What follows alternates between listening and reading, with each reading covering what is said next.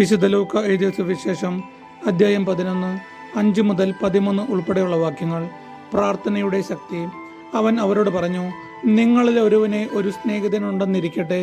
അർദ്ധരാത്രി അവൻ്റെ അടുത്ത് ചെന്ന് അവൻ പറയുന്നു, സ്നേഹിത, എനിക്ക് 3 അപ്പം വായ്പ തരിക. ഒരു സ്നേഹിതൻ യാത്രാമധ്യേ എൻ്റെ അടുക്കൽ വന്നിരിക്കുന്നു, അവന് കൊടുക്കാൻ എനിക്കൊന്നുമില്ല.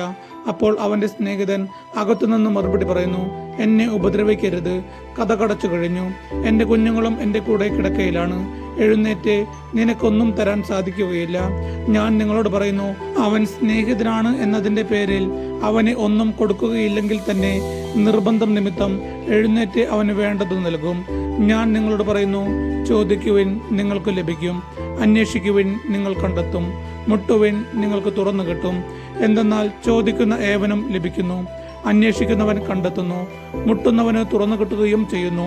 നിങ്ങളിൽ ഏതൊരു പിതാവാണ് മകൻ മീൻ ചോദിച്ചാൽ പകരം പാമ്പിനെ കൊടുക്കുക? മുട്ട ചോദിച്ചാൽ പകരം തേളിനെ കൊടുക്കുക?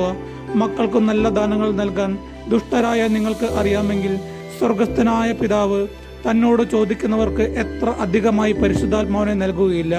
നമ്മുടെ കർത്താവായ യേശുവിനെ സ്തുതി.